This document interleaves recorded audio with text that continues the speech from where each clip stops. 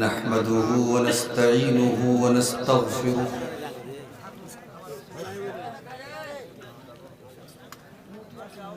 व नऊज़ु बिल्लाहि मिन शुरूरि अनफुसिना व मिन सय्यिआति अअमालिना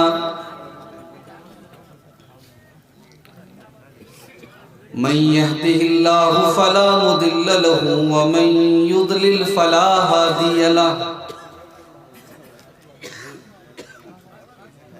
व अशहदु अल्ला इलाहा इल्लल्लाहु वहदहु ला शरीक लहु व अशहदु अन्ना मुहम्मदन अब्दुहु व रसूलुहु या अय्युहल्लज़ीना आमनुत्तक़ुल्लाहा हक़्क़ तुक़ातिही व ला तमूतुन्न इल्ला व अंतुम मुस्लिमून या अय्युहन्नासुत्तक़ू रब्बकुमुल्लज़ी ख़लक़कुम मिन नफ़्सिन वाहिदा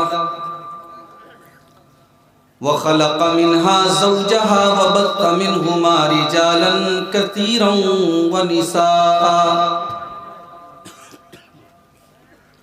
वत्तक़ुल्लाहल्लज़ी तसाअलून बिही वल अरहाम इन्नल्लाहा काना अलैकुम रक़ीबा या अय्युहल्लज़ीना आमनुत्तक़ुल्लाहा व क़ूलू क़ौलन सदीदा युस्लिह लकुम अअमालकुम व यग़फिर लकुम ज़ुनूबकुम व मन युतिइल्लाह व रसूलहु फ़क़द फ़ाज़ फ़ौज़न अज़ीमा अम्मा बअद फ़इन्न ख़ैरल हदीस किताबुल्लाह व ख़ैरल हदी हदी मुहम्मदिन सल्लल्लाहु अलैहि वसल्लम व शर्रल उमूरि मुहदसातुहा व कुल्ल मुहदसतिन बिदअह व कुल्ल बिदअतिन ज़लालह व कुल्ल ज़लालतिन फिन्नार अऊज़ु बिल्लाहि मिनश शैतानिर रजीम बिस्मिल्लाहिर रहमानिर रहीम क़ुल इन कान आबाउकुम व अबनाउकुम व इख़वानुकुम व अज़वाजुकुम व अशीरतुकुम व अम्वालुन इक़्तरफ़्तुमूहा व तिजारतुन तख़शौन कसादहा व मसाकिन तरदौनहा अहब्ब इलैकुम मिनल्लाहि व रसूलिहि व जिहादिन फ़ी सबीलिहि फ़तरब्बसू हत्ता यअतियल्लाहु बिअम्रिहि वल्लाहु ला यहदिल क़ौमल फ़ासिक़ीन। सदर मोहतरम, उलमाए किराम, मोहतरम बुज़ुर्गों, नौजवान साथियों, पर्दा नशीन माँ और बहनों, प्यारे बच्चों, चाँद शहर का ये प्रोग्राम जो हर साल बड़े शानदार तरीक़े से आप हज़रात की मेहनत से, अल्लाह की तौफ़ीक से मुनक़्क़िद होता है। आज भी ये प्रोग्राम बहुत ही खूबसूरत प्रोग्राम चल रहा है। रात के तकरीबन 1:30 बज रहे हैं। आम तौर से अब धीरे धीरे जलसों का जो माहौल बन रहा है, 12 बजे के बाद लोग नहीं टिकते हैं, घरों को जाने लगते हैं। लेकिन आप हजरात का इतनी देर तक बैठे रहना, सुकून से बैठे रहना, और फिर जिस मकसद के लिए प्रोग्राम हुआ है, मदरसे के लिए चंदा हो रहा है, उसमें बढ़ चढ़ करके हिस्सा लेना, कोई सीमेंट दे रहा है, कोई सामान दे रहा है, कोई कैश रकम दे रहा है, ये बहुत अच्छी चीज़ है। और इस बात की दलील है कि हमारे और आपके दिल में कहीं ना कहीं इस गए गुजरे दौर में भी इस्लाम की मोहब्बत मौजूद है, अल्लाह और उसके रसूल की मोहब्बत मौजूद है। अल्लाह इस मोहब्बत को कायम रखे। अल्लाह ताला हमें और आपको अपने माल के ज़रिए, अपने टाइम के ज़रिए, अपने जिस्म के ज़रिए इस्लाम के लिए हम जो कुछ भी कर सकते हैं हम सबको करने की तौफीक अता फरमाए। मेरे भाइयों, हमारी ज़िंदगी का मकसद यही है। हम इस दुनिया में सिर्फ खाने कमाने और एंजॉय करने के लिए नहीं आए हैं। खाने कमाने और एंजॉय करने का काम तो काफिर भी करता है, मुशरिक भी करता है। जब हमने कह दिया ला इलाहा इल्लल्लाह मुहम्मदुर रसूलुल्लाह, ये कलमा पढ़ने के बाद जैसे ही हम इस्लाम के अंदर आए, रिस्पॉन्सिबिलिटी और जिम्मेदारियों का एक बोझ भी हमारी गर्दन पर आया। अल्लामा इकबाल ने कहा ना, ये शहादत गहे उल्फत में कदम रखना है, लोग आसान समझते हैं मुसलमान होना। मुसलमान होना सिर्फ जुबान से ला इलाहा इल्लल्लाह कहने का नाम नहीं है। जब आप ये कहते हैं मैं मुसलमान हूं, तो गोया आप ये कहते हैं कि आप अपने लिए नहीं जी रहे हैं, आपकी जिंदगी अल्लाह के लिए। कुल इन्ना सलाती व नुसुकी व महयाया व ममाती लिल्लाहि रब्बिल आलमीन। ऐ नबी, आप ऐलान कर दीजिए, आप बता दीजिए, मेरा जीना अल्लाह के लिए, मेरा मरना अल्लाह के लिए, मेरी नमाज अल्लाह के लिए, मेरी कुर्बानी अल्लाह के लिए। आप डिवोटेड हैं अल्लाह के लिए, आप पैदा ही इसी मकसद के लिए किए गए। और दुनिया का दस्तूर है, जो चीज अपने मकसद को खो दे उसे रद्दी की टोकरी में डाल दिया जाता है। मोबाइल बड़ा अच्छा है, आईफोन कंपनी का मोबाइल है, लेकिन अगर मोबाइल काम ना करे, उसकी स्क्रीन डेड हो जाए, उसकी बैटरी डेड हो जाए, अलमारी में कमरे में रखा रहता है, कोई छूता भी नहीं। यह माइक बहुत अच्छी कंपनी का है, लेकिन अगर ये मेरी आवाज आप तक न पहुंचाए, मैं इसे अपने सामने से हटा दूंगा। यही दस्तूर है दुनिया का, यही उसूल है दुनिया का। मुसलमान इस दुनिया में नंबर 1 थे। दुनिया इनसे इल्म हासिल करती थी। हमने साइंस सिखाई लोगों को, हमने तारीख सिखाई लोगों को, हमने ज्योग्राफिया सिखाया लोगों को। जिस जमाने में यूरोप नहीं था, अमेरिका नहीं था, बगदाद इल्म का मरकज था, दिमश्क इल्म का मरकज था। हमारे उलमा ने दुनिया को उलूम सिखाए। मगर जब हमारी चराग की बत्ती खुद गुल हो गई, हम अपने मकसद को भूल गए, तो आज अल्लाह ताला ने हमें और आपको ऐसा बना दिया कि आज जिसका जी चाहता है हमें थूक के चला जाता है।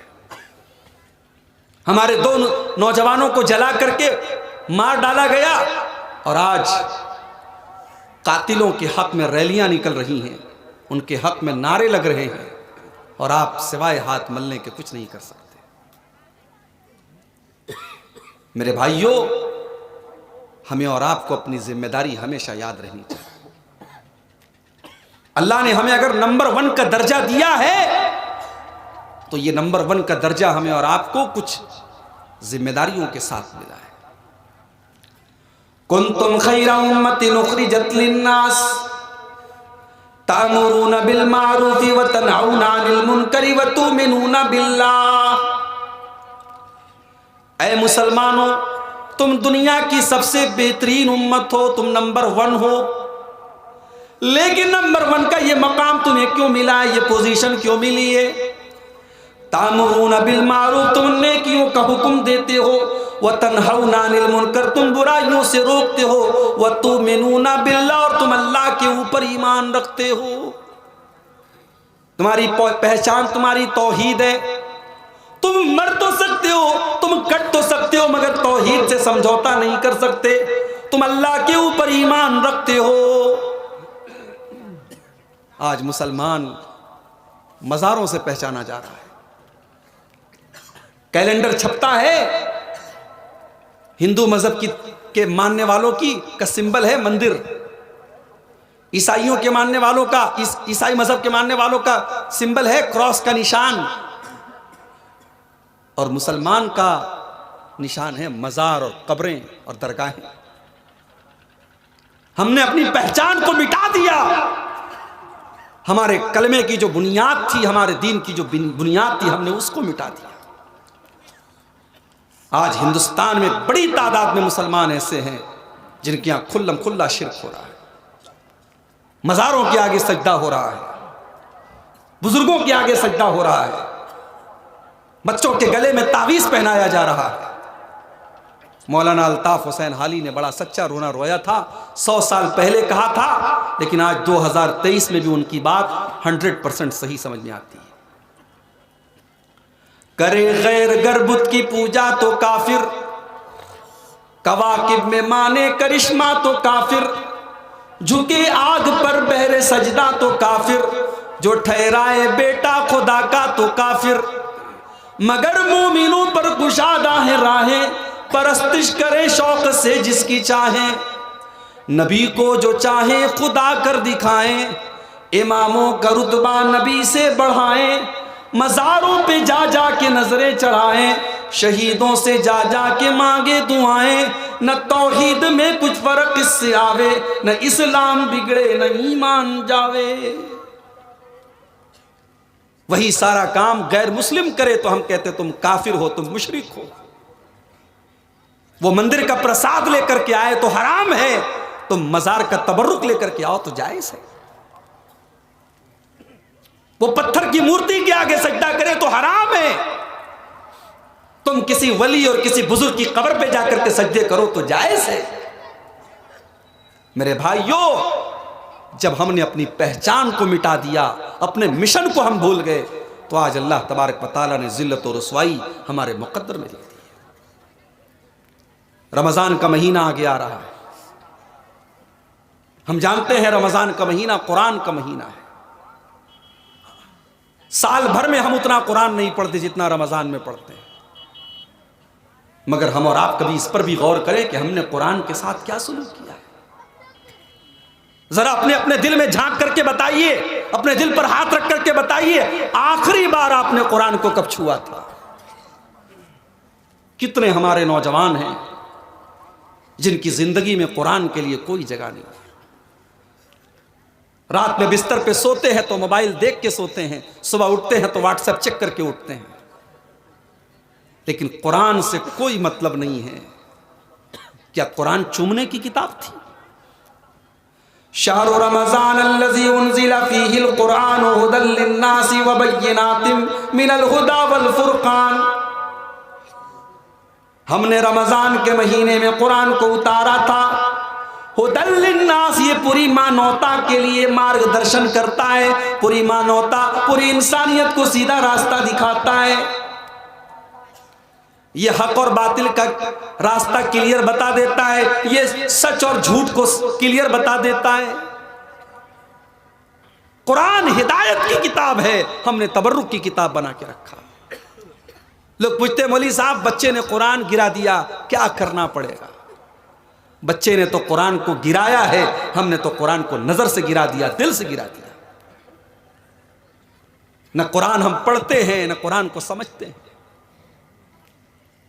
मुसलमान कौम की लड़कियां आज मुर्तद हो रही हैं, खबर है आपको?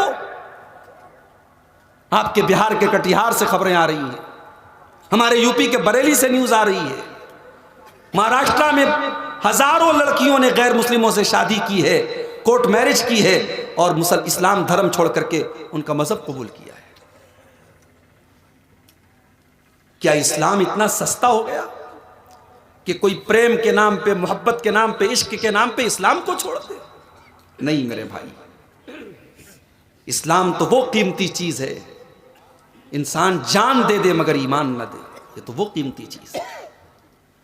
इस्लाम तो वो नेमत है, हम 5 टाइम की नमाज में 17 बार अल्लाह से इसी नेमत का सवाल करते हैं, इहदिनस सिरातल मुस्तकीम सिरातल लज़ीना अनअमता अलैहिम गैरिल मग़दूबि अलैहिम वलद्दाल्लीन।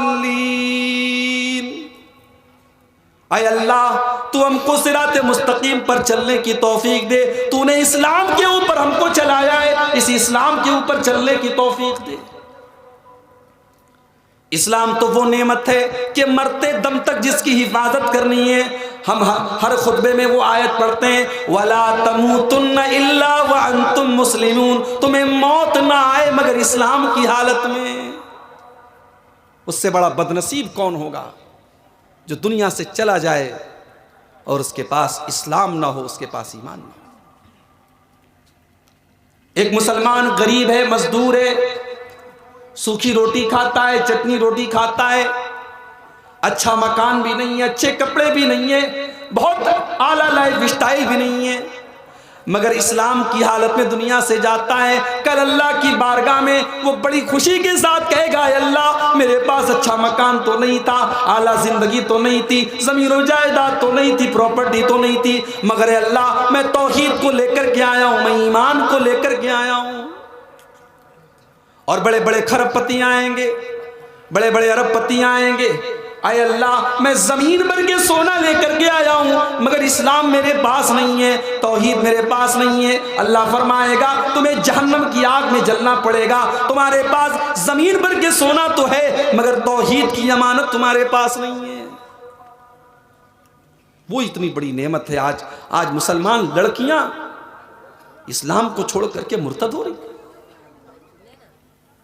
मेरी प्यारी माओ बहनों, इस्लाम तो वो नेमत है। जब हजरत सुमैया रजी अल्लाह ताला अन्हा को अबू जहल ने हाथ पैर बांध दिया, सामने जवान बेटे को अम्मार को बांध दिया, सामने शौहर को बांध दिया, ऐ सुमैया तू इस्लाम को छोड़ दे, तू मुर्तद हो जा, तू ला इलाहा इल्लल्लाह को छोड़ दे, ऐ सुमैया मैं तुझे छोड़ दूंगा। सुमैया की उम्र 50 के पार है, बूढ़ी हो चुकी हैं, लेकिन हाय हाय इस बूढ़ी औरत के अंदर अल्लाह ने ईमान की कैसी ताकत रखी है। अय अबू जहल तुझे जो करना है कर ले, तो सुमैया के दिल से ईमान नहीं निकाल सकता। सोच ले सुमैया, बहुत बुरी सजा तुझे दूंगा, मंजूर है मुझे। ऐ सुमैया मैं तेरे बदन के कपड़े उतार दूंगा, तेरे जवान बेटे के सामने तुझे नंगा कर दूंगा। एक मां को के लिए कितनी बड़ी अजियत की बात है, कितनी शर्म की बात है, उसके जवान बेटे के सामने उसको नंगा कर दिया जाए। मगर ईमान वो दौलत है मेरे भाई, जिसको बचाने के लिए सुमैया ने अपने जवान बेटे के सामने नंगे होने की अजियत को गवारा कर लिया, मगर ईमान से कॉम्प्रोमाइज नहीं किया। सुमैया रज़ी अल्लाह ताला अन्हा के बदन के कपड़े उतार लिए गए, जवान बेटे अम्मार के सामने उसकी मां को नंगा कर दिया गया। चश्मे पलक ने यह मंजर भी देखा कि बाप और बेटे के सामने मां को, शौहर के सामने बीवी को नंगा कर दिया जाता है, फिर भी वो औरत, वो सुमैया इस्लाम को छोड़ने को तैयार नहीं है। बड़ी बेदर्दी से अबू जहल ने सुमैया को आखिरी वार्निंग दी, सुमैया अभी तेरे पास मौका है, तू इस्लाम को छोड़ दे, तू ला इलाहा इल्लल्लाह का इनकार कर दे, हमारे 360 बुतों का इकरार कर ले। ऐ सुमैया मैं तुझे कपड़े पहना दूंगा, मैं तुझे टॉर्चर करना छोड़ दूंगा। सुमैया मुस्कुरा के कहने लगी, नहीं नहीं, ये दिल अब ला इलाहा इल्लल्लाह के अलावा किसी और रास्ते पर नहीं जा सकता। इस दिल में अल्लाह की और उसके रसूल की मोहब्बत आ चुकी है। मोहब्बत रसूल और अल्लाह और उसके रसूल की मोहब्बत का आज मजाक बना के रख दिया हम लोगों ने। हमने समझा ही नहीं कि मोहब्बत रसूल किस चिड़िया का नाम है। कोई चादर निकाल के भीख मांग रहा है, उसको मोहब्बत रसूल का नाम दिया जा रहा है। कोई 12 रबीउल अव्वल को जुलूस निकाल रहा है, डीजे बजा रहा है, कोई उसको मोहब्बत रसूल समझ रहा है। कोई बाइक पर अस्सलातु वस्सलामु अलैका या रसूल अल्लाह का झंडा लगा रहा है, उसको मोहब्बत रसूल समझ रहा है। मोहब्बत रसूल इतनी आसान नहीं है मेरे भाइयों कि बाइक पर एक झंडा लगा देने से रसूल की मोहब्बत साबित हो जाए। आओ मोहब्बत रसूल का मतलब सीखो हजरत सुमैया से। अबू जहल ने नंगा किया, शर्मगाह के ऊपर बर्छी मारी और बेटे के सामने उसकी मां को कत्ल कर दिया। इस्लाम की राह में पहला खून बहाने वाली सुमैया शहीद हो गई। मेरी प्यारी माँ बहनों, सुमैया ने जान दे दी मगर ईमान नहीं दिया। ईमान की अहमियत उनको पता थी। हजरत बिलाल को देखो, मेरे नौजवानों, तुम्हारी तरह वो फेस वॉश तो नहीं लगाते थे, तुम्हारी तरह वो बालों में जेल तो नहीं लगाते थे, तुम्हारी तरह सैलून में 200-200 रुपया दे करके बाल तो नहीं कटवाते थे, तुम्हारी तरह हैंडसम तो नहीं थे, तुम्हारी तरह स्मार्ट तो नहीं थे। बिलाल तो काले थे, बिलाल तो हबशा के रहने वाले थे। लेकिन हाँ, बिलाल के काले जिस्म के अंदर जो दिल धड़कता था, उस दिल में अल्लाह की मोहब्बत थी, रसूल की मोहब्बत थी। बिलाल हबशा के रहने वाले गुलाम थे, मगर बिलाल का मकाम यह था कि अल्लाह के नबी कहते हैं कि बिलाल, मैंने मेराज की रात में देखा कि मेरे आगे तुम्हारे कदमों की आवाज़ आ रही है। मैं चल रहा हूं और मेरे आगे तुम्हारे कदमों की आवाज़ आ रही है। बिलाल, ऐसा कौन सा अमल तुम करते हो? कहा, अल्लाह के नबी, मैं जब भी वजू बनाता हूं, मैं वजू बनाने के फौरन बाद 2 रकात तहियतुल वजू पढ़ता हूं, और मैं कभी भी बगैर वजू के नहीं रहता। पेशाब किया, लेटरिन किया, बाथरूम में गया, जैसे ही वजू टूटा फिर वजू किया, फिर 2 रकात नमाज पढ़ ली। मैं कोशिश करता हूं कि जब तक जाग रहा हूं मैं वजू की हालत में रहूं। आपने फरमाया, यही वो अमल है जिसकी वजह से तुमको ये मकाम मिला है। बिलाल को उनका मालिक उमैया बिन खल्फ अरब की तपती हुई रेत पर लिटा देता है, सीने पर गर्म पत्थर रख देता है। ऐ बिलाल, हम तुझे टॉर्चर करना नहीं चाहते, तुझे तकलीफें देना नहीं चाहते। ऐ बिलाल, तू इस्लाम को छोड़ दे, तू ला इलाहा इल्लल्लाह को छोड़ दे, हम तुझे तकलीफें देना छोड़ देंगे। अपने चेहरों को क्रीम और पाउडर से सजाने वालों और वालियों, अल्लाह ताला तुम्हारी शक्लें नहीं देखेगा, अल्लाह तो दिल का ईमान देखेगा, तकवा देखेगा। बिलाल खूबसूरत नहीं है, मगर ऐ बिलाल, मेरी जिंदगी कुर्बान हो जाए आप पर। अल्लाह ने आपके दिल में कितना मजबूत ईमान दिया है।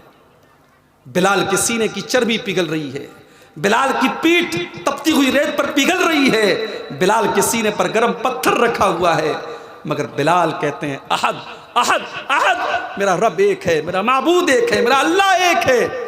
ये पेशानी झुकेगी तो उसके आगे झुकेगी, मैं इबादत करूंगा तो उसकी करूंगा, मैं उसके अलावा किसी और की इबादत नहीं कर सकता। ये शहादत गहे उल्फत में कदम रखना है। लोग आसान समझते हैं मुसलमान होना। ईमान की अहमियत पूछना है तो हजरत खुबैब से पूछो।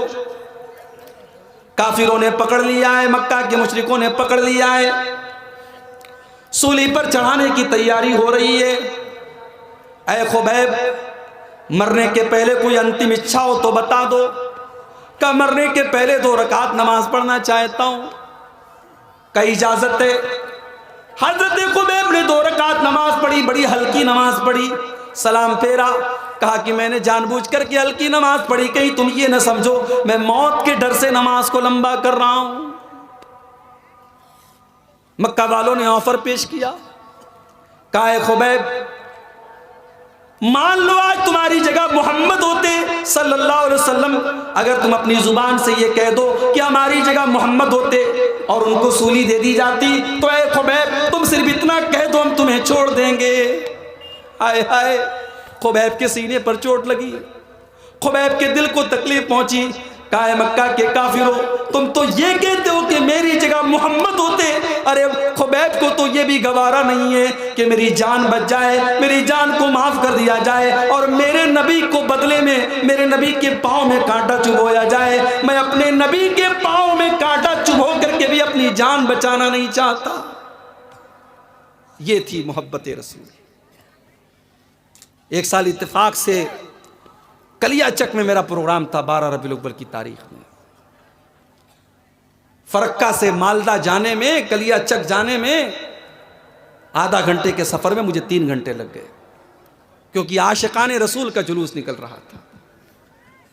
जिस नबी ने अपनी उम्मत की लड़कियों को पर्दे में रहने का हुक्म दिया, उस नबी की मोहब्बत के नाम पर जवान लड़कियां जुलूस को देखने के लिए बाहर निकल रही हैं।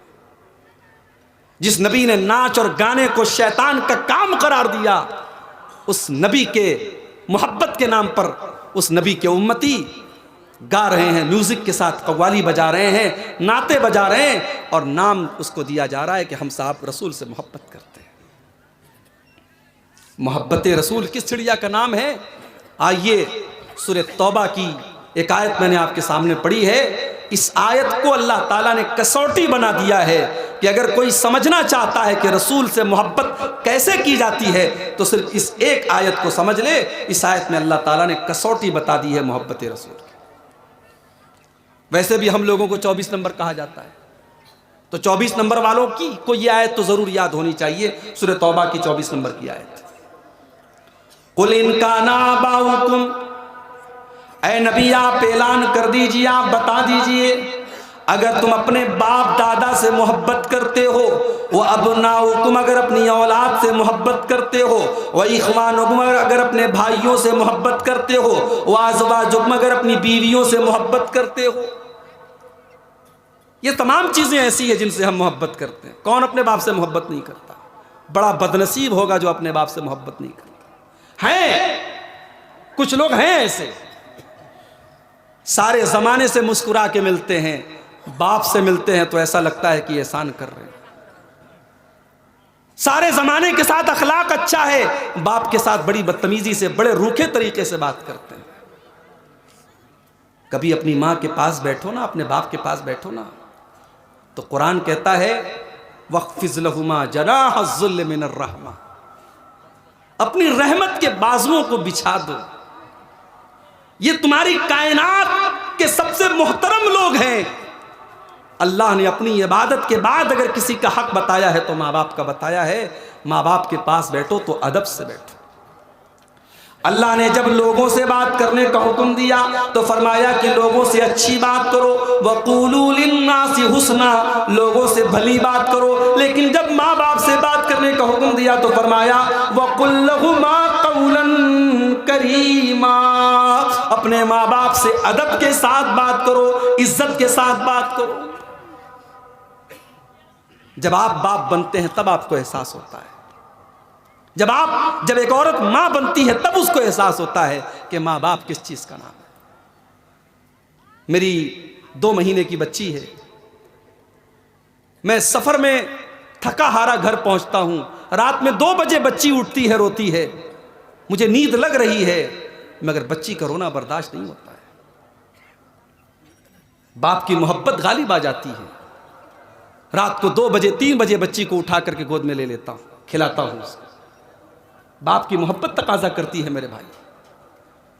जाड़े का मौसम है, बच्ची ने पेशाब कर दिया, बच्चे ने पेशाब कर दिया, माँ उस गीले बिस्तर पे खुद सो जाती है और बच्चे को सूखे बिस्तर पे लटाती है। ये कौन सी ताकत है मेरे भाई? ये अल्लाह ने मोहब्बत पैदा की है माँ के दिल में और बाप के दिल में। अल्लाह ने फरमाया कुल इन काना आबाउकुम, अगर अपने बाप दादा से तुम्हें मोहब्बत है, वह अबनाउकुम अगर अपनी औलाद से तुम्हें मोहब्बत है। औलाद से भी बड़ी मोहब्बत होती है। जमीन जायदाद बनाता है औलाद के लिए, खून पसीना एक करता है औलाद के लिए, हराम कारोबार तक करता है औलाद के लिए, नाजायज तरीके भी अपनाता है औलाद के लिए। अल्लाह ने फरमाया अगर तुम्हें अपनी औलाद से मोहब्बत है, वह इख्वानुकुम अगर अपने भाइयों से मोहब्बत है। भाई की भी मोहब्बत होती है। भाई को कोई बुरा भला कह दे, इंसान लड़ बैठता है, मेरे भाई को तुमने कह दिया। वाज़वाजुकुम, बीवियों से मोहब्बत है। जाहिर है बीवी भी मोहब्बत करने की चीज है। मियाँ बीवी का रिश्ता मोहब्बत का रिश्ता है, ये बॉस का और नौकर का रिश्ता नहीं है, माफ कीजिएगा। कुछ लोग बड़े फख्र से कहते हैं मेरी बीवी तो मुझे देख के डर जाती है। तो तुम इंसान कहाँ हो? तुम तो शेर हो गए, बंदर हो गए तुम। इंसान की बीवी इंसान को देख करके प्यार करती है, मोहब्बत करती है। आपका अखलाक ऐसा हो कि आप घर में जाएं तो बीवी खुश हो जाए। आप मोबाइल पर बात करें तो बीवी आपसे बात करने में खुशी महसूस करे। ये कोई अच्छी बात नहीं है कि आपकी बीवी डर जाए, आपके बच्चे डर जाए। मियाँ बीवी का रिश्ता मोहब्बत का रिश्ता है। अल्लाह ने फरमाया व अज़वाजुकुम, अगर तुम्हें अपनी बीवियों से मोहब्बत है, व अमवालुन इक़्तरफ़्तुमूहा, और अगर तुम्हें अपने माल से मोहब्बत है जो तुम कमा कमा के लाते हो। माल से भी मोहब्बत नेचुरल है। कोई अगर ये कहता है कि साहब मुझे पैसे से मोहब्बत नहीं, झूठ बोल रहा है वो। आलिम को भी मोहब्बत है, जाहिल को भी मोहब्बत है। कोई ऐसा नहीं जो ये कहे कि मुझे माल से मोहब्बत नहीं है। व इन्नहु लिहुब्बिल खैरि लशदीद, इंसान को माल से बहुत मोहब्बत है। व तिजारतुन तखशौना कसादहा, और ए नबी आप कह दीजिए अगर तुम्हें उस तिजारत से, उस बिजनेस से, उस कारोबार से मोहब्बत है जिस कारोबार के तुम मंदी के शिकार होने से डरते हो। कारोबारी को सबसे ज्यादा यही डर होता है, मेरा कारोबार मंदी का शिकार ना हो जाए, कारोबार में मंदा ना आ जाए, कारोबार ढीला ना पड़ जाए। वह मसाकिन तरज़ौनहा, और वो घर और मकान जो तुम बड़े शौक से बनाते हो, अगर उस मकान से तुमको मोहब्बत है। अल्लाह ने 8 चीजों का नाम लिया। बाप दादा से मोहब्बत है, औलाद से मोहब्बत है, भाई बंधु से मोहब्बत है, बीवी से मोहब्बत है, माल से मोहब्बत है, तिजारत से मोहब्बत है, घर बार से मोहब्बत है, खानदान से मोहब्बत है। 8 चीजों का नाम लिया अल्लाह ने फरमाया अगर इन 8 चीजों की मोहब्बत अहब्ब इलैकुम मिनल्लाहि व रसूलिही व जिहादिन फी सबीलिही, अगर इन 8 चीजों में से किसी चीज की मोहब्बत अल्लाह से बढ़ के हो जाए, रसूल से बढ़ के हो जाए और अल्लाह की राह में जिहाद से बढ़कर के हो जाए, फतरब्बसू, तो तुम अल्लाह के अजाब का इंतजार करो। कसौटी बता दी अल्लाह ने। जाओ अपनी अपनी जिंदगी का जायजा लो। कहीं ऐसा तो नहीं कि बीवी की मोहब्बत के चक्कर में तुमने अल्लाह और उसके रसूल की मोहब्बत को कुर्बान कर दिया। कहीं ऐसा तो नहीं कि माल के चक्कर में तुमने अल्लाह और उसके रसूल की मोहब्बत को कुर्बान कर दिया। कहीं ऐसा तो नहीं कि कारोबार की मोहब्बत में तुम अल्लाह को भूल गए। कहीं ऐसा तो नहीं कि औलाद की मोहब्बत में तुम अल्लाह को भूल गए। सहाबा को देखो, इस कसौटी पर अगर इस कायनात में सबसे खरे कोई उतरे हैं तो सहाबा उतरे। उन्हें अपने बाप दादा से मोहब्बत थी मगर अल्लाह और उसके रसूल से बढ़ के नहीं थी। अब्दुल्ला बिन उबई मुनाफिकों का सरदार है, उसने अल्लाह के नबी को गाली दी। उसने अल्लाह के नबी से कहा ला युखरिजन्नल अअज़्ज़ु मिनहल अज़ल, इज्जत वाला जब मदीने में पहुंचेगा तो जिल्लत वाले को निकाल बाहर कर देगा। उसने अपने आप को इज्जत वाला कहा और अल्लाह के नबी को जिल्लत वाला कहा, गाली दी नबी को। उसका बेटा अब्दुल्ला वो मुसलमान था, सहाबी था। बेटे के कान में अपने बाप के जुमले पड़ गए, बेटे के कान में बाप के जुमले पड़ गए।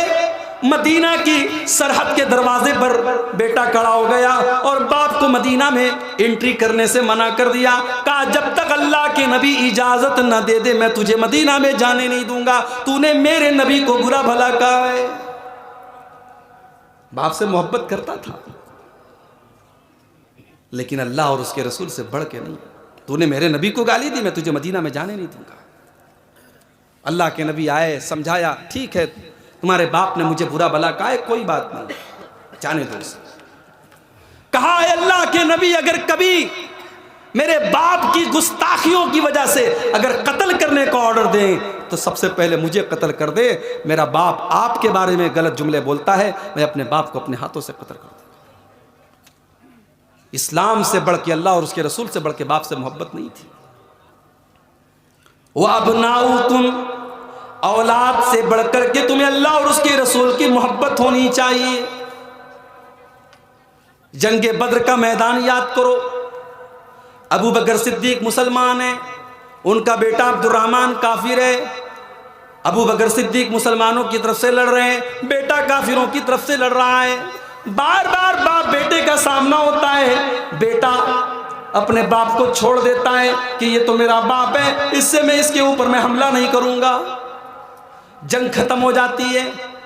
बाद में अब्दुर्रहमान भी मुसलमान हो जाते हैं। अपने बाप से कहते हैं अब्बा जान, गज़वे बद्र में बार बार आपका मुझसे सामना हो रहा था और मैं आपको नजरअंदाज कर रहा था कि आप मेरे बाप हैं, कहीं ऐसा ना हो कि मेरी तलवार से आपकी गर्दन कट जाए। कहा बेटा अगर तेरी गर्दन मेरी तलवार के नीचे आई होती तो मैं तुझे कभी न छोड़ता, इसलिए कि मैं उस वक्त अपने बेटे की हैसियत से नहीं, अल्लाह और उसके रसूल के दुश्मन की हैसियत से तुझसे जंग कर रहा था। वअबनाउकुम, अपनी औलाद से बढ़कर के तुम्हें अल्लाह और उसके रसूल से मोहब्बत होनी चाहिए। वइख्वानुकुम, अपने भाइयों से बढ़कर के तुम्हें अल्लाह और उसके रसूल से मोहब्बत होनी चाहिए। हजरत मुसअब इब्ने उमैर, इनका एक भाई था, उसका नाम था उबैद। वो गज़वे उहुद में, गज़वे बद्र में अरेस्ट हुआ, गिरफ्तार हुआ। एक सहाबी ने उसको गिरफ्तार किया। हजरत मुसअब इब्ने उमैर की नजर पड़ी, कहा कि ये बड़े अमीर बाप का बेटा है, इसको कस के बांध दो, इसकी मां से बड़ी रकम मिलेगी, बड़ा पैसा मिलेगा। अपने ही सगे भाई के बारे में कहा, इसको कस के बांध दो, इससे बहुत पैसा मिलेगा। मुसअब इब्ने उमैर के भाई ने, अबू उबैद ने कहा कि तू तो मेरा भाई है, तू ऐसा कैसे बोल सकता है? कहा कि तू मेरा भाई नहीं है, इन्नहु अखी दूनक, जिसने तुझे अरेस्ट किया है वो मेरा भाई है, तू इस्लाम के अंदर नहीं है, इसलिए मेरा तुझसे कोई भाईचारा नहीं है। भाई की मोहब्बत अपनी जगह है, अल्लाह और उसके रसूल की मोहब्बत अपनी जगह है। आज तो यहां सगा भाई अपने सगे भाई के खिलाफ मुकदमा कर रहा है, जमीन जायदाद का लफड़ा चल रहा है, अदालतों में केस चल रहा है। वहां नबी ने एक ऐलान किया, मक्का के मुहाजिर मदीना के अंसारी के भाई हैं। नबी के एक ऐलान पर मदीना के अंसारियों ने मक्का के मुहाजिरों के लिए अपनी जान कुर्बान कर दी। वाज़ुवाजुकुम, अपनी बीवियों से बढ़कर के तुम्हें अल्लाह और उसके रसूल से मोहब्बत होनी चाहिए। बीवी से बहुत मोहब्बत है, मगर जहां बीवी की मोहब्बत अल्लाह और उसके रसूल की मोहब्बत से टकरा जाए, वहां बीवी की मोहब्बत को कुर्बान कर दिया जाएगा। बीवी कहती है, अरे सुनते हो, याद है कल कितनी तारीख है? कितनी तारीख है? अरे कल 7 फरवरी है, 7 मार्च है। अच्छा, तो अरे आप भी कितने बुद्धू हैं, भूल गए हमारी शादी की सालगिरह है, एनिवर्सरी मनाना है, कल केक लाएंगे कि नहीं लाएंगे? केक आ रही है साहब, एनिवर्सरी मनाई जा रही है। मदरसे में चंदा देने के लिए 100 रुपया निकल रहा है, और एनिवर्सरी के लिए 500 की केक बड़ी आसानी से आ रही है। बच्चे का जन्मदिन आया, बर्थडे मनाया जा रहा है, हैप्पी बर्थडे, बच्चे का केक काटा जा रहा है। मेरे भाइयों, ये बर्थडे, ये एनिवर्सरी, ये फादर्स डे, ये मदर्स डे, ये इस्लाम का कल्चर नहीं है, माफ कीजिएगा। बच्चे से मोहब्बत साल के हर दिन करो, बच्चों के लिए कभी भी तोहफा लाओ, कभी भी केक लाओ, उसके लिए बर्थडे मनाने की जरूरत नहीं है। बीवी के से मोहब्बत रोज करो, जब भी मौका मिले उसे रेस्टोरेंट पे ले जाके खाना खिला दो, उसके लिए एनिवर्सरी मनाने की जरूरत नहीं है। बीवी की मोहब्बत में आकर के तुम अल्लाह और उसके रसूल की मोहब्बत को न भूल जाओ। हजरत हंजला को देखो, नई नई शादी हुई है, शादी की पहली रात है, बीवी के साथ है, अल्लाह के नबी की तरफ से ऐलान जिहाद होता है। हजरत हंजला अपनी नई नवेली दुल्हन से कहते हैं, मुझे तुम्हें छोड़ के जाना पड़ेगा, नबी अकरम की तरफ से जिहाद का ऐलान हो चुका है। बीवी रोक भी नहीं सकती थी, जानती थी कि शौहर रुकेंगे नहीं, शादी की पहली रात है, कौन बीवी चाहेगी शौहर छोड़ के चला जाए। नबी अकरम की तरफ से ऐलान जिहाद हुआ, हजरत हंजला अपनी नई नवेली दुल्हन को छोड़ के जाने लगे। बीवी ने कहा है, मेरे सरताज, गुस्ल जनाबत आपके ऊपर फर्ज हो चुका है, गुस्ल तो करके चले जाइए, का टाइम नहीं है। नबी अकरम की तरफ से कूच करने का ऐलान हो चुका है, रातों रात निकलना है, मुझे अभी जाना पड़ेगा, मैं अगर जिंदा लौट के आया तो मैं गुस्ल कर लूंगा। जिहाद के मैदान में जाने के लिए तहारत शर्त नहीं है, पाक होना शर्त नहीं है। चले गए उसी हाल। बीवी से मोहब्बत है, मगर अल्लाह और उसके रसूल से बढ़ करके नहीं है। अपनी नई नवेली दुल्हन को छोड़ करके निकल गए, मैदान जंग में पहुंच गए। जंग शुरू हुई, मुसलमानों ने शुजाअत के जौहर पेश किए।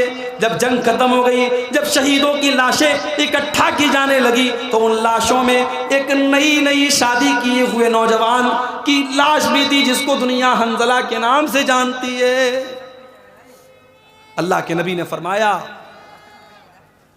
मैं देख रहा हूं फरिश्तों को, वो हंजला को गुस्ल दे रहे हैं। वो जनाबत की हालत में जंग के मैदान में आए थे। इन्नी ला अरल मलाइकत तगसिलुहु, मैं देख रहा हूं कि फरिश्ते हंजला को गुस्ल दे रहे हैं। वाज़वाजुकुम, तुम्हें अपनी बीवियों से मोहब्बत होनी चाहिए, मगर अल्लाह से बढ़ के नहीं होनी चाहिए, रसूल से बढ़ के नहीं होनी चाहिए।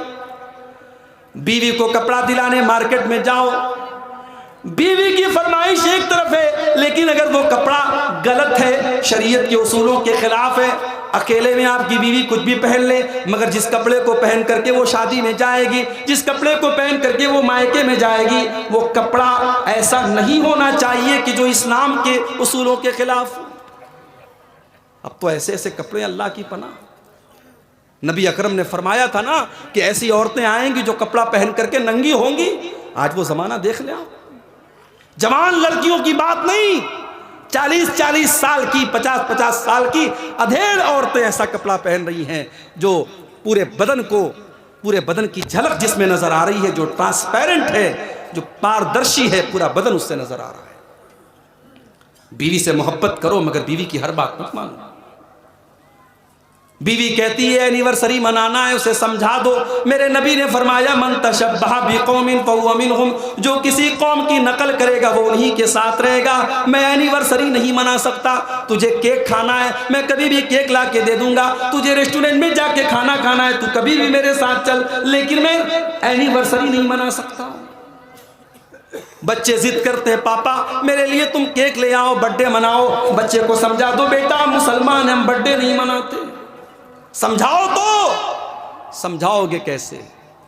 यहां तो हालात ये हैं, बच्चा और बच्ची स्कूल में पढ़ते हैं, सालाना फंक्शन हो रहा है स्कूल का, और आपकी 12 साल की बच्ची, 8 साल की बच्ची डांस कर रही है, और आप वीडियो बना रहे हैं कि मेरी बेटी बहुत अच्छा डांस कर रही है।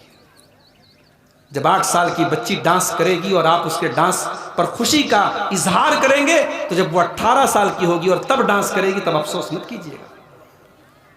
हम बबूल का पेड़ लगा करके आम नहीं तोड़ सकते मेरे भाई। हम अपने बच्चों की जो तरबियत करेंगे वही हम उनका असर उसके अंदर पाएंगे। हमने ऐसी माओं को भी देखा है, बच्चों को बचपन से दुआएं याद कराती हैं, 3-3 साल के बच्चों को दुआएं याद हो जाती हैं।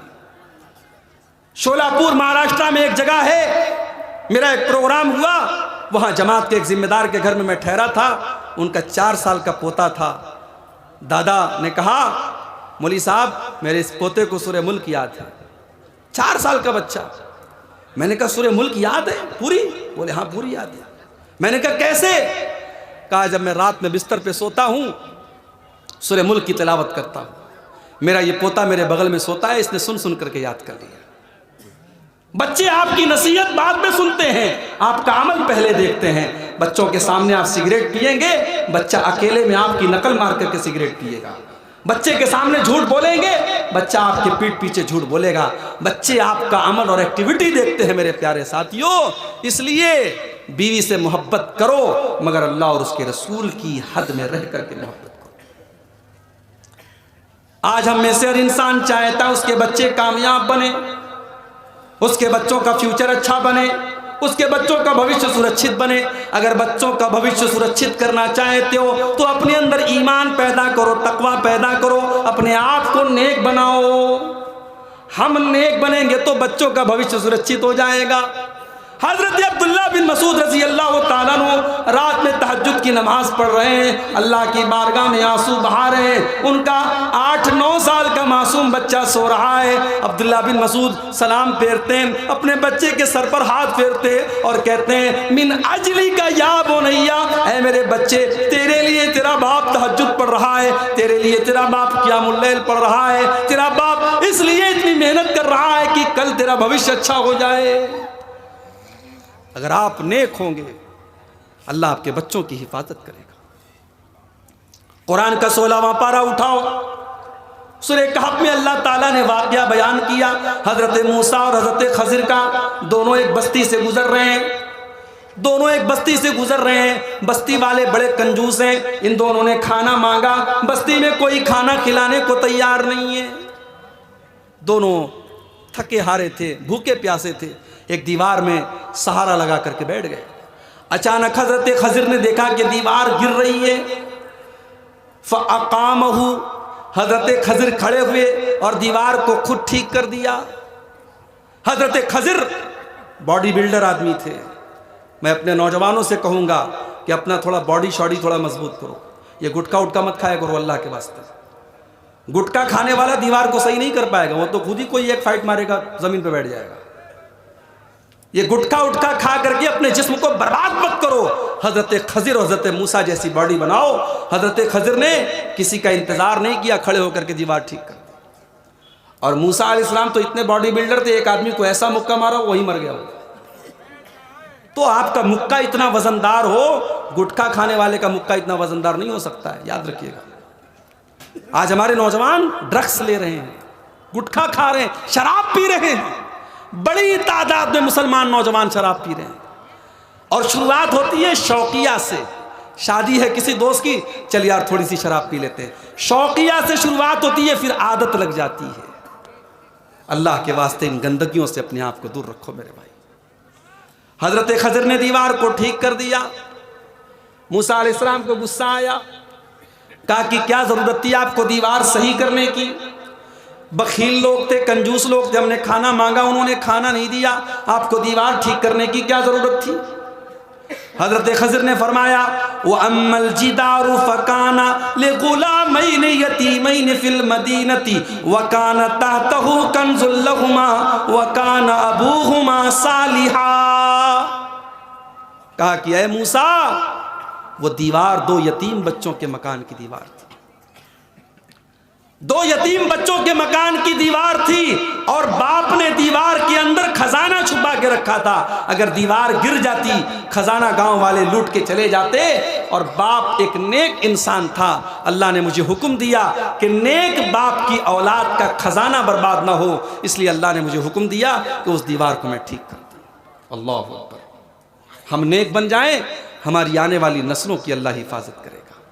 याद रखो, गुनाहों की कीमत नस्लों को भी चुकानी पड़ती है।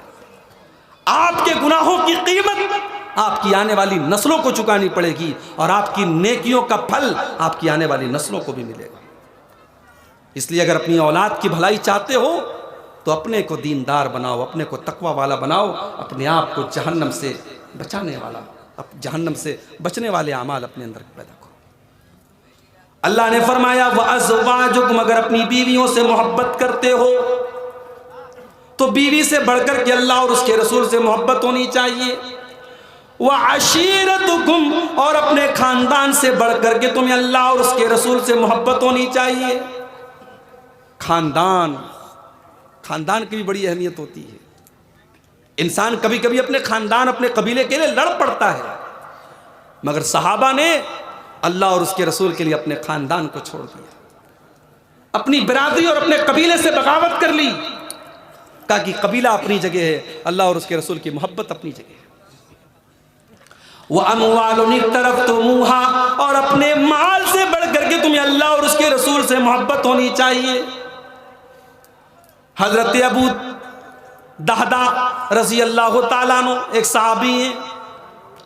एक मरतबा अल्लाह के नबी के पास एक सहाबी आते हैं, अय अल्लाह के नबी, मैं अपने खजूरों के बाग की बाउंड्री कर रहा हूँ और इस भाई का एक खजूर का पेड़ मेरी बाउंड्री में आ रहा है, अगर ये अपना पेड़ मुझे बेच दे तो मेरे खजूरों की बाग की बाउंड्री सही हो जाए। नबी अकरम ने दूसरे आदमी से कहा कि भाई तुम इसको अपना पेड़ दे दो, मैं तुम्हें जन्नत में एक खजूरों के बाग की जमानत देता हूं। तुम अपना पेड़ इसे दे दो, मैं गारंटी देता हूं तुम्हें जन्नत में खजूरों का एक बाग मिलेगा। वो आदमी मुनाफिक था, उसने कहा नहीं मैं नहीं दे सकता। उसने इनकार कर दिया कि मैं जन्नत के बदले मैं अपना एक पेड़ इनको नहीं दूंगा, एक खजूर का पेड़ था मैं उनको नहीं दूंगा। हजरत अबू दहदा के कानों में अल्लाह के नबी के जुमले पड़ गए। हजरत अबू दहदा उस मुनाफिक के पास आए, कहा है मेरे भाई एक काम कर, मेरे पास एक बहुत बड़ा खजूरों का बाग है, वो खजूरों का बाग तू ले ले, लेकिन अपना ये पेड़ मुझे दे दे। उसने देखा कि एक पेड़ के बदले पूरा बाग मिल रहा है खजूर का चलो ठीक है, मान गया। वो लालची था, मान गया, मुनाफिक था ना। हजरत अबू दहदा रजी अल्लाह ताला अन्हु ने उसका एक पेड़ खरीदने के लिए अपना खजूरों का बाग दे दिया। और फिर अल्लाह के नबी के पास आते हैं, अय अल्लाह के नबी, आपने वादा किया था उस एक पेड़ के बदले जन्नत में खजूरों का दरख्त मिलेगा। अय अल्लाह के नबी, वो पेड़ मैंने खरीद करके अपने उस मुसलमान भाई को दे दिया ताकि वो अपने खजूर की बाग की बाउंड्री कर ले। अल्लाह के नबी ने फरमाया कि अबू दहदा, मैं देख रहा हूं कि जन्नत में तुम्हारे खजूरों के का बहुत बड़ा बाग है और उसके खजूरों के बड़े बड़े गुच्छे उसमें लटक रहे हैं।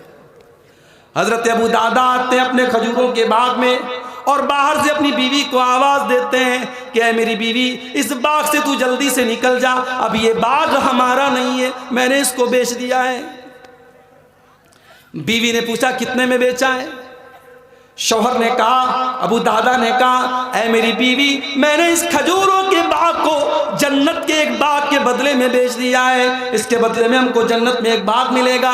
बीवी ने बेसाख्ता कहा, ऐ अबू दहदा, आपने बड़े फायदे का सौदा किया है, बड़े मुनाफे का सौदा किया है। ये कह करके वो बाहर निकल गई। माल से मोहब्बत थी मगर अल्लाह और उसके रसूल से बढ़ के नहीं थी मेरे भाई। हजरत सुहैब रूमी को देखो, ये बेचारे बचपन में गुलाम बन करके मक्का में आए, फिर मेहनत करके, मजदूरी करके, कारोबार करके तरक्की करते हैं, पैसा कमाते हैं, फिर अल्लाह के नबी के ऊपर ईमान लाते हैं, मुसलमान हो जाते हैं। फिर जब अल्लाह के नबी मदीना चले जाते हैं तो सुहैब रूमी भी मदीना जाने की तैयारी करने लगते हैं। सारा सामान इकट्ठा किया, सारा माल इकट्ठा किया और अल्लाह के नबी के पास जाने की तैयारी करने लगे। मक्का वालों ने इनके ऊंट की लगाम पकड़ ली, नकेल पकड़ ली। कहां जा रहे हो? कहा मदीना जा रहा हूं, नबी के पास। कहा कि बड़ा अच्छा, सारा पैसा तुमने मक्का में रह करके कमाया और सब लेकर के तुम मदीना जाना चाहते हो, हम तुम्हें नहीं जाने देंगे। तुम खाली हाथ आए थे, तुम्हें खाली हाथ जाना पड़ेगा। ऐ सुहैब रूमी, हम तुम्हें एक पैसा भी अपने साथ ले जाने नहीं देंगे।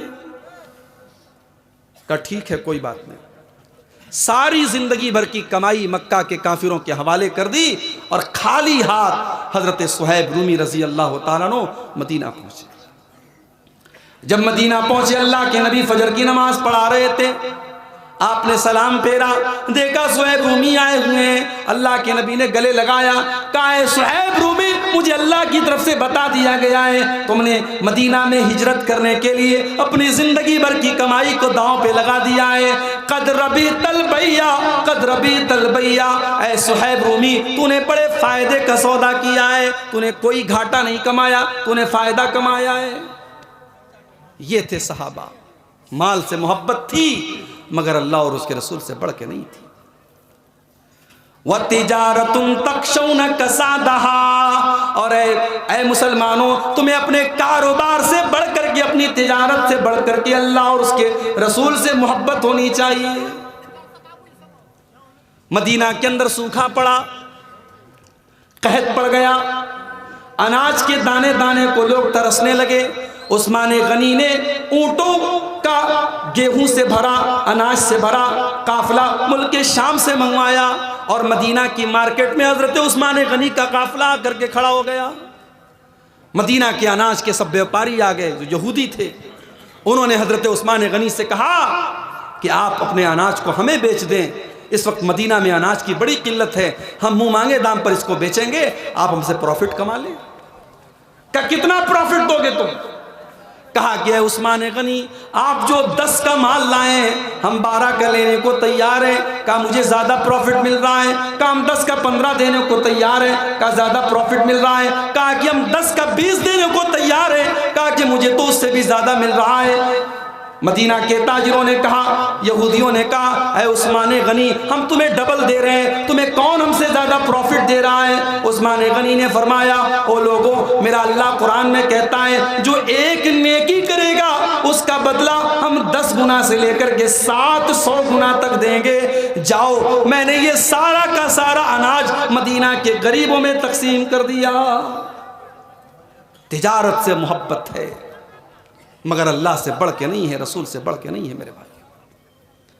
व मसाकिन तरज़ौनहा, और अपने घर बार से बढ़ कर के तुम्हें अल्लाह और उसके रसूल से मोहब्बत होनी चाहिए। मकान से मोहब्बत करते थे, मगर ज़रूरत पड़ी तो अपने मकानों को, अपने घर बार को छोड़ करके मक्का से मदीना चले गए, खाली हाथ चले गए। ये कसौटी है मोहब्बत रसूल की। कुरान की इस आयत को याद कर लो, सूरह तौबा की ये 24 नंबर की आयत हमें कसौटी बता रही है मेरे प्यारे साथियों। आज हमारी जिंदगियों में मोहब्बत रसूल के नाम पर सिर्फ दावा ही दावा है, और हमें सिर्फ दूसरों से शिकवा नहीं है, हमें अपने जमात अहले हदीस के नौजवानों से भी शिकवा है। आज हमारे अंदर भी बहुत कमियां हैं। हम इसी पर नाज ना करें कि साहब हम मज़ारों पे सजदे नहीं करते, हम शिरक नहीं करते। जहेज का लेन देन तो हम भी कर रहे हैं ना। हमारे ज्यादातर नौजवान आज दाढ़ी मुंडे हैं कि नहीं है? आज उनके लिबास में, उनकी चाल ढाल में सुन्नत रसूल की मुखालफत है कि नहीं है? क्या सिर्फ सीने पर हाथ बांध लेने से और आमीन जोर से बोल लेने से और रफ़ा यदैन कर लेने से नबी की मोहब्बत साबित होती है? नहीं। अगर नबी से मोहब्बत है तो आपकी सूरत भी नबी वाली होनी चाहिए, आपकी सीरत भी नबी वाली होनी चाहिए, आपका शादी ब्याह भी नबी वाला होना चाहिए, आपका अखलाक भी नबी वाला होना चाहिए, आपका लेन देन भी नबी वाला होना चाहिए। नबी अकरम के दौर में ऐसे भी मामलात आए, बहुत सारी ऐसी चीज़ें भी सामने आई कि सहाबा के मर्जी के खिलाफ मामला था, मगर अल्लाह और उसके रसूल के हुक्म पर उन्होंने अपनी मर्जी को कुर्बान कर दिया। अगर आपने दीन को अपनी मर्जी से चलाया तो आपने कौन सा कमाल किया? कमाल तो यह है कि आप अपनी मर्जी को कुर्बान कर दें अल्लाह और उसके रसूल के दीन के नाम पर। एक वाकया सुनाता हूं और फिर इंशाअल्लाह हम बात को ख़त्म करेंगे कि देखिए अल्लाह और उसके रसूल के आगे अपनी इच्छा और अपनी ख्वाहिशात को सहाबा ने कैसे कुर्बान किया था। हज़रत मुगीरा बिन शोबा रज़ी अल्लाह तआला अन्हु बड़े मशहूर सहाबी हैं। उन्होंने एक अंसारी लड़की को निकाह का पैगाम भेजा, रिश्ता तय हो गया। नबी अकरम के पास आते हैं, अय अल्लाह के नबी, मैंने एक अंसारी लड़की को निकाह का पैगाम भेजा है। आपने पूछा कि क्या आपने लड़की को देखा है? कहा लड़की को देखा नहीं है। आपने कहा जाओ देख लो।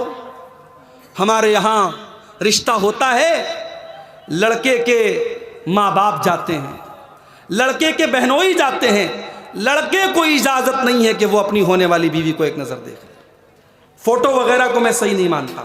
फ़ोटो में आजकल बहुत गड़बड़ हो जाता है, इतने फ़िल्टर आ रहे हैं, कैमरे का इतना कमाल आ रहा है कि उस पर जो है बिल्कुल काला कलूटा आदमी भी बहुत खूबसूरत लगने लगता है। कैमरे का तो कोई भरोसा नहीं। लेकिन शरीयत ने इजाज़त दी है, जब आप रिश्ता तय करें, आपको रिश्ता हर तरीके से पसंद है, तो एक बार लड़के को लड़की के सामने आमने सामने एक बार दिखाना चाहिए। ये शरीयत का मसला है, ये शरीयत का मसला है मेरे भाई। कहीं तो हम इतनी इजाज़त दे रहे हैं कि रिश्ता लग गया तो लड़का लड़की आपस में बात भी कर रहे हैं, मुलाकात भी कर रहे हैं, और कहीं हम इतनी सख्ती कर रहे हैं कि लड़के के घर वाले तो देखेंगे लड़की को, मगर जिसकी शादी होने वाली है न लड़की लड़के को देख सकती है, न लड़का लड़की को देख सकता है। ये गलत बात है। अल्लाह के नबी ने कहा तुम एक नज़र देख सकते हो। अब बड़े गौर से सुनिएगा, इसी वाक़े पर मैं तकरीर को ख़त्म कर रहा हूँ क्योंकि रात भी काफ़ी हो रही है, आप भी थक चुके हैं सुनते सुनते। अब हज़रत मुगीरा बिन शोबा रज़ी अल्लाह तआला अन्हा लड़की के घर पहुँचे। इब्ने माजा की सही रिवायत है। लड़की के घर पहुँचे, लड़की के माँ बाप के सामने अपनी ख्वाहिश का इजहार किया कि मैं अपनी होने वाली बीवी को देखना चाहता हूँ। हदीस के अल्फाज हैं फ़कअन्नहुमा करिहा ज़ालिका। लड़की के माँ बाप को ये बात बड़ी बुरी लगी। अल्लाह अकबर। गैरत वाले लोग थे, गैरत वाले लोग थे। गैरत जिंदा होती है तो अपना होने वाला दामाद भी हमारी बेटी को देखे, ये लोग पसंद नहीं करते। और जब गैरत मर जाती है तो जवान बेटी को बेपर्दा पूरे गांव में लोग घुमाते हैं, जवान बहन को पूरे गांव में घुमाते हैं। जब गैरत मर जाती है मेरे भाइयों, तब ये तमाम चीज़ें होती हैं। कहा कि नहीं, हमें ये पसंद नहीं है कि तुम हमारी बेटी को शादी के पहले देखो, हम नहीं पसंद करते। माँ बाप ने मना कर दिया। मुगीरा बिन शोबा वापस आने लगे। लड़की अंदर पर्दे से सारी बात सुन रही थी। लड़की ने अपने माँ बाप से कहा इन काना अम्र रसूलिल्लाहि सल्लल्लाहु अलैहि वसल्लम, अये मेरी अम्मी जान, अये मेरे अब्बू जान, आप ये भूल रहे हैं कि ये अल्लाह और उसके रसूल का हुक्म पेश कर रहा है। अये अम्मी, अये अब्बू, अगर ये अल्लाह और उसके रसूल का हुक्म है तो इसको मुझे देख लेने दीजिए, और अगर ये झूठ बोल रहा है तो मैं अल्लाह का वास्ता दे करके कहती हूँ कि मुझे देखने की कोशिश मत कर। हज़रत मुगीरा बिन शोबा ने कहा नहीं, मैं सच बोल रहा हूँ, अल्लाह के रसूल ने मुझे इजाज़त दी है। उन्होंने लड़की को देखा, पसंद आई, निकाह हो गया और बड़ी मोहब्बत के साथ दोनों मियाँ बीवी रहने लगे। ये होती है मोहब्बत रसूल। अब आखिरी चीज़ जो बयान करके बात ख़त्म कर रहा हूँ, आपने मोहब्बत रसूल की कसौटी तो सुन ली, मोहब्बत रसूल के तकाजे क्या हैं, कैसे पता चले कि हाँ हमें रसूल से मोहब्बत है। तो 4 काम कर लो, 4 काम कर लो, इससे प्रूफ हो जाएगा कि हाँ आपको नबी से मोहब्बत है। फल्लज़ीना आमनू बिही, जो लोग नबी के ऊपर ईमान लाते हैं, व अज़्ज़रूहु, जो नबी का एहतराम करते हैं, व नसरूहु, जो नबी की मदद करते हैं, व तबउन नूरल्लज़ी उनज़िला माहू, और जो नबी के साथ जो रोशनी आई है, जो नूर आया है, उस नूर की पैरवी करते हैं, फ़उलाइका हुमुल मुफ़्लिहून, वही लोग कामयाब होने वाले। 4 काम कर लो। पहला काम, नबी पर ईमान लाओ।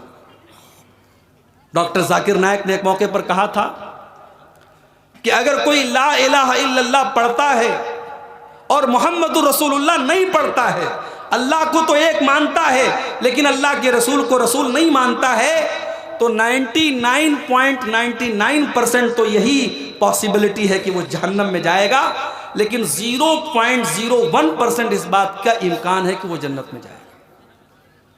डॉक्टर जाकिर नायक का मैं बहुत एहतराम करता हूँ, बहुत बड़े स्कॉलर हैं, बहुत मेहनती हैं, मगर जाहिर है उनकी अपनी एक फील्ड है।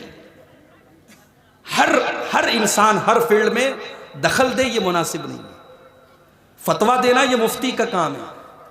हर आदमी जो तकरीर करे वो फतवा दे ये मुनासिब नहीं है। कोई तकरीर अच्छी करता है, कोई लिखता अच्छा है, अब जो तकरीर अच्छी कर रहा है वो लिखने का काम करे ये मुनासिब नहीं है। डॉक्टर जाकिर नायक की ये बात गलत थी। जो अल्लाह के रसूल को रसूल ना माने उसकी 0% भी गुंजाइश नहीं है जन्नत में जाने की। इसलिए कि अल्लाह के नबी फरमाते हैं कि मेरे दुनिया में आने के बाद वल्लज़ी नफ्सी बियदिही, उस अल्लाह की कसम जिसके हाथ में मेरी जान है, जो मुझे अल्लाह का रसूल नहीं मानता है वो जन्नत में नहीं जा सकता, जन्नत हराम है उसके।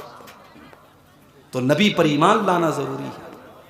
नबी से मोहब्बत तो महात्मा गांधी भी करते थे, उन्होंने लिखा है अपनी किताबों में, अल्लाह के नबी के बारे में बड़ी अच्छी अच्छी बातें लिखी है, लेकिन ईमान नहीं लाए। बहुत बड़े बड़े लोगों ने अल्लाह के रसूल के बारे में बड़ी तारीफी बातें लिखी है, लेकिन ईमान नहीं लाए। ईमान लाना जरूरी है कामयाब होने के लिए।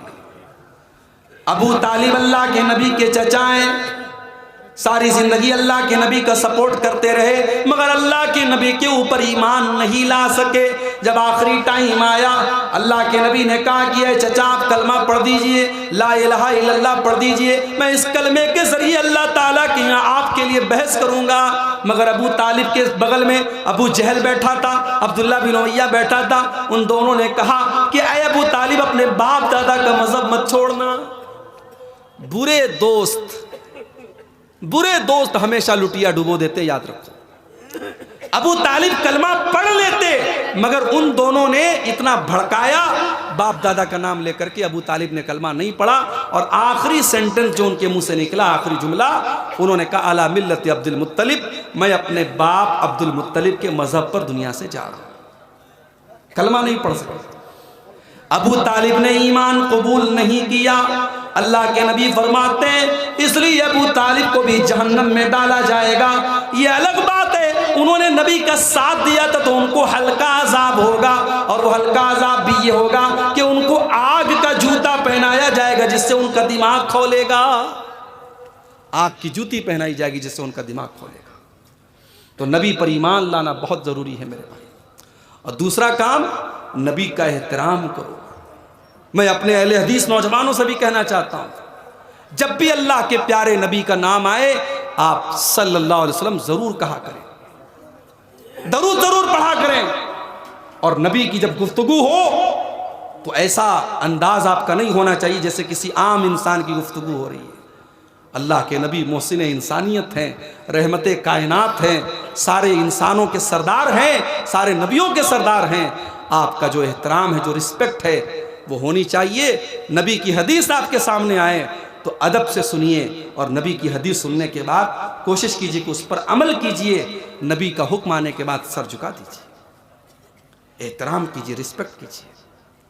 हमारा यह अकीदा नहीं है कि नबी हमारे जैसे थे, माफ कीजिए, नबी इंसान थे लेकिन नबी हमारे जैसे नहीं थे। अल्लाह ताला ने बहुत सारे कमालात से नवाजा था। अल्लाह के नबी सो रहे हैं, उठ करके बगैर वजू किया आपने नमाज पढ़ ली और सहाबा से कहा मेरी आंखें सो रही थी, दिल जाग रहा था। क्या हमारे साथ ऐसा मामला है? सलाम नमाज आप पढ़ा रहे हैं, पीछे सब लगी हुई है, आपने कहा मैं आगे के साथ साथ पीछे भी देखता हूं, सबको सीधी रखो। क्या हमारे साथ ऐसा मामला है? तो बहुत सारी स्पेशल चीजें थी अल्लाह के नबी के साथ, इसलिए ये कहना कि नबी हमारे जैसे थे ये गलत है। हाँ, नबी इंसान थे, जैसे हम इंसान हैं नबी भी इंसान थे, ये तो सही है, लेकिन हर पहलू से ये कहना कि नबी हमारे जैसे थे ये अहले हदीस का अकीदा नहीं है। तो नबी पर ईमान लाओ, नबी का एहतराम करो। तीसरी चीज, नबी की मदद करो। नबी की मदद करो यानी नबी के दीन की मदद करो, नबी के मिशन की मदद करो। आज लोग नबी को पहचानते नहीं हैं। आज जो गैर मुस्लिम अल्लाह के नबी के बारे में उल्टी सीधी बातें करते हैं, ये क्या नाम है उसका, यतीनंद सरस्वती, बहुत बेहुदा जुबान इस्तेमाल करता है अल्लाह के नबी के लिए। उसने पढ़ा ही नहीं अल्लाह के नबी को। ये वसीम रिजवी जो हिंदू बन गया, गैर मुस्लिम बन गया, कौन त्यागी, जितेंद्र त्यागी बन गया, उसने अल्लाह के नबी की सीरत को जाना ही नहीं। जो नबी की सीरत को जानेगा वो नबी से कभी नफरत नहीं कर सकता। मेरे भाई, मेरे नबी तो सरापा रहमत थे। हमारा और आपका फर्ज है कि हम खुद नबी की सीरत को पढ़ें और दुनिया को पहचानवाएं कि देखो हमारे नबी ऐसे थे। और याद रखो, दुनिया हमारे किरदार में हमारे नबी का किरदार तलाश करेगी। अगर हमारे अंदर सच्चाई है तो दुनिया को यह मैसेज जाएगा कि ये नबी अकरम के मानने वाले हैं, जो सच बोलते थे ये भी सच बोल रहे हैं। अगर हम झूठ बोलेंगे, हम लोगों के साथ फ्रॉड करेंगे, हम धोखा देंगे, हम बेकसूरों को मारेंगे, तो दुनिया यही सोचेगी कि मोहम्मद के मानने वाले ऐसे होते हैं। हम अपने किरदार से अपने नबी के किरदार को जिंदा करें।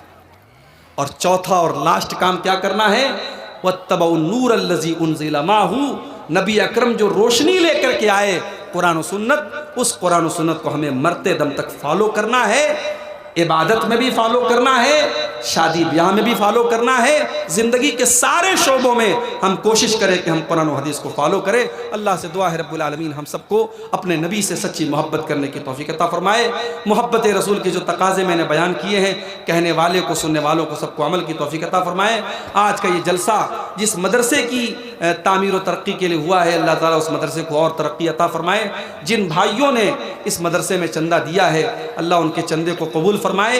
अभी भी जो लोग पीछे रह गए हैं और मदरसे में ताउन नहीं किया है, अल्लाह उनको भी तौफीक दे कि वो जाते जाते जो भी वो ताउन उन्होंने इरादा किया है इस मदरसे के लिए वो करके जाएं।